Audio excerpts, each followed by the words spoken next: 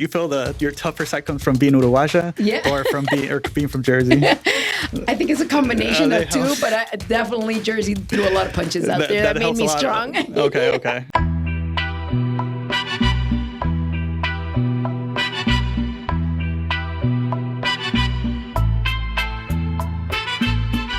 Hi everyone, my name is Alfonso Gonzalez. I am one of the partners here at Gonzalez Torres Law.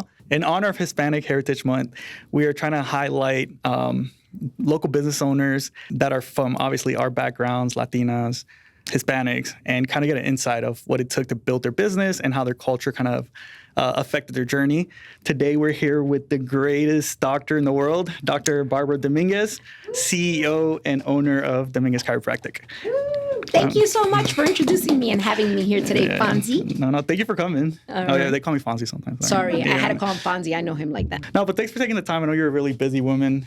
I know you have multiple locations. I feel every time I see you, there's a new location popping up. That's right. I mean, at this point, how many locations do you have? Nine Locations? Wow. And one new grandkid? And one new grandchild as well. Why are you disclosing the fact that I'm a grandma? You wanted me to tell the world that you're a brand new grandma. Nah, I'm actually really excited. It's a great new phase to my life. Okay. It's amazing, actually. The fact that I can love them so much, but then give them back, it's just amazing. It's kind of like you rent the child, you just play with it, and then you can give it back later on.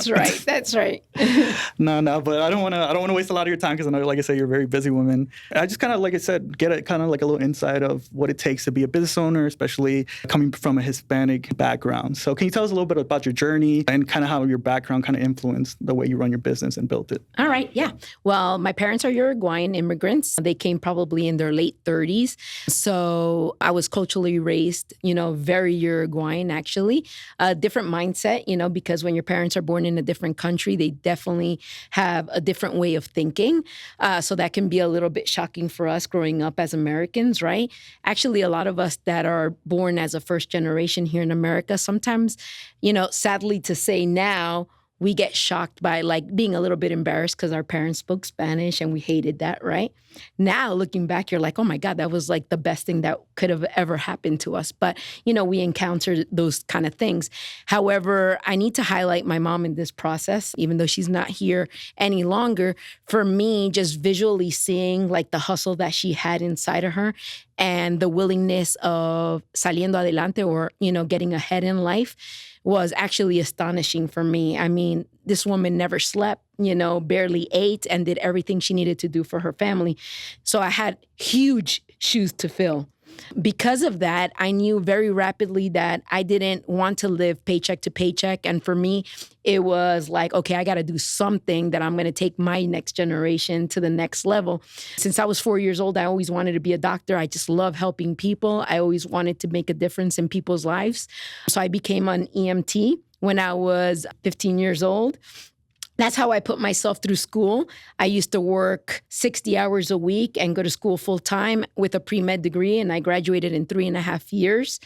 I really wanted to go to med school. I really wanted to be a trauma surgeon, but that was not in the books, being that how was I going to work 60 hours a week and, go to med school at the same time? So I was introduced to chiropractic. I loved the philosophy, the fact that, everything cannot be cured by just medicine and that there is holistic things out there in the benefit of patients and their care. So I said, you know what, I'm going to do that. And then eventually I'll go back to med school. However, life took place and I was able to integrate my knowledge as being an EMT and a chiropractor into one. And that really set me apart here in the Atlanta area. I was the only chiropractor that really understood injury and trauma and what needed to be done for the benefits of our patients. So that's how I took it. It's been 20 years that I've been doing that. It definitely set me apart. I love the mentoring aspect of it now. I barely practice, but I love mentoring all my doctors to have the same vision and mission that Dominguez Chiropractic created. And I love that part of my life. Being a business owner in this industry that's very male-run is a little difficult, but I've learned how to finagle it. I think the hustle that I learned from my mom has definitely made me trailblazed my way and my profession in the Atlanta area. And I give all of that thanks to the Latinas that we are today. I agree. Now I feel like I'm not doing enough. Like, I just went to school. I went home. My mom helped me with everything. No, I think I need to do a little bit more. But yeah. Well, I mean, I kind of felt like I met you a really long time ago, and that's just from that billboard on 316. Because I grew up in the Lawrenceville area too. Right. So every time I passed 316, your billboard was like the first thing I see coming off 85. Right. But I mean, I always saw your drive and everything, and we're really thankful. When I met you, you were always really nice to us. You always helped us, even if we were the smallest law firm, right. Even if we had no office at the time. Yeah. And we love working with your doctors. We see they have the same drive as you, and obviously because they get it from you and right. you train them well. So we really appreciate that.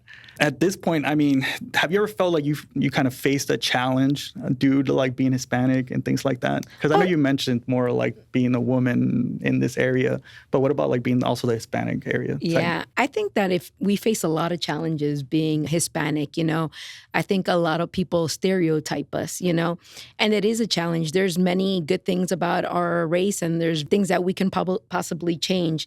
When I talk to my kids, and I have 4 of them, and they're all older, I like to educate them in the fact that I said, every generation needs to be improved, right? So as first generations, we've always been the one that have to put the muscle into things. I want them to be able to take the company to the next level as I leave it behind.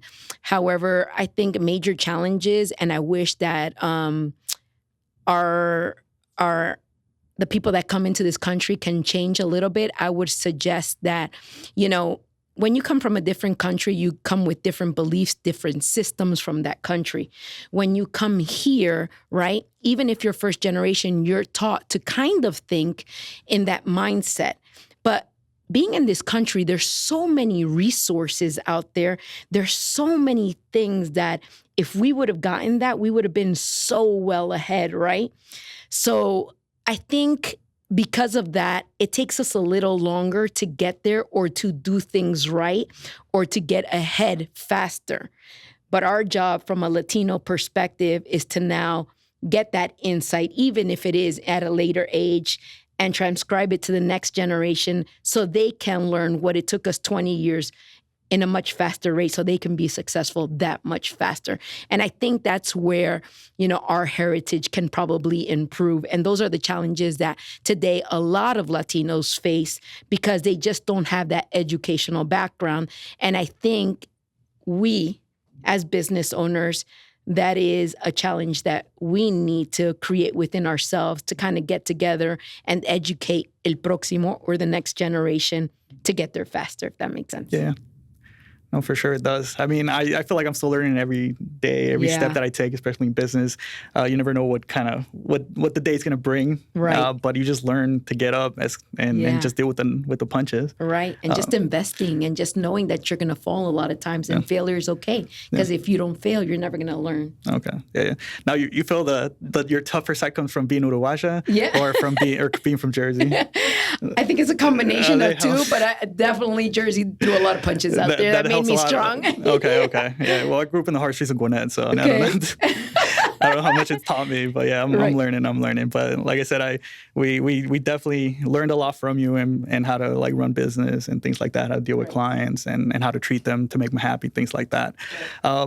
Now knowing, like I said, you have 20 plus years of experience, what message would you have to, I guess, these new entrepreneurs, upcoming Hispanic business owners? I would say that nothing is owed to you. So don't have a sense of entitlement. I would say try to be humble and definitely find out what you're passionate about. Because whatever you're passionate about, you're going to do it at 100% every day, all day long. And that's what's going to, in turn, bring the resources of whatever it is that you decided to become. Whether it's an attorney, the money will come. Whether if it's a doctor, the money will come. But if it's something that you're not passionate about, it will show and it will be reflected on your business.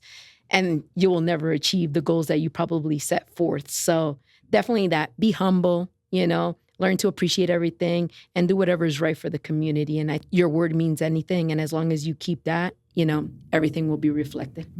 Okay. That's a great message. I hope my little sister's just around here listening. No, no.